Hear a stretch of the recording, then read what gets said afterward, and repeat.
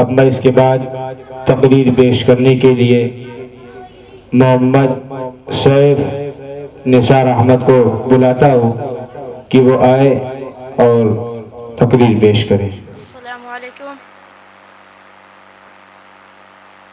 نحمدہ ونصلی علی رسول الکریم، اما بعد، فاعوذ باللہ من الشیطان الرجیم، بسم اللہ الرحمن الرحیم، الف لام میم، ذالک الکتاب لا ریب فیہ ھدی للمتقین، خیرکم من تعلم القرآن وعلمہ، او کما قال صلی اللہ علیہ وسلم۔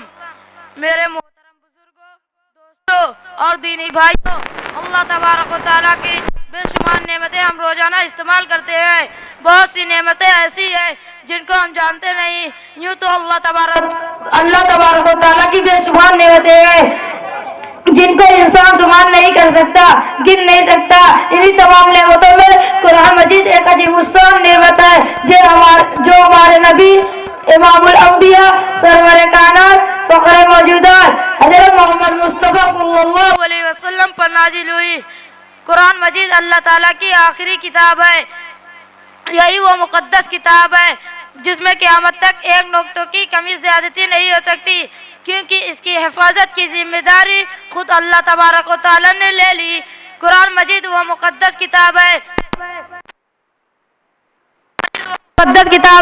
جن میں قیامت تک ایک نقطے کی کمی زیادتی نہیں ہو سکتی، کیونکہ اس کی حفاظت کی ذمہ داری خود اللہ تبارک و تعالیٰ نے لے لی۔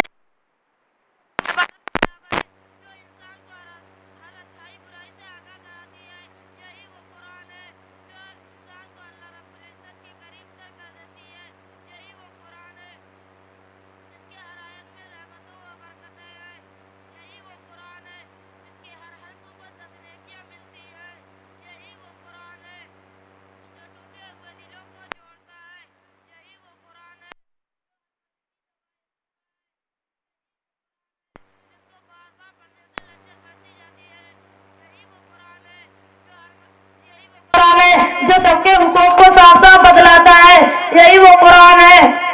جو انسان کو کامیابی کی طرف بلاتا ہے، یہی وہ قرآن ہے۔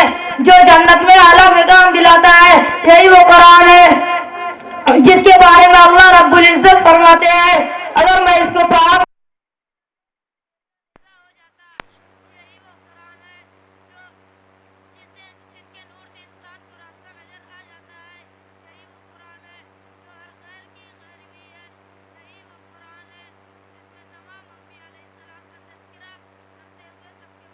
کو بتلاتے ہیں۔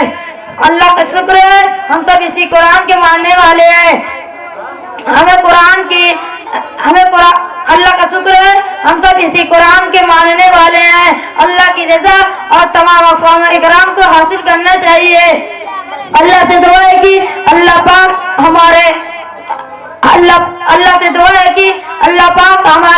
ہمیں قرآن کی عزت عطا فرمائے اور تمام مسلمانوں کو اس پر عمل کرنے کی توفیق عطا فرمائے، اور تمام متعلم کو حافظ قرآن بنائے، آمین۔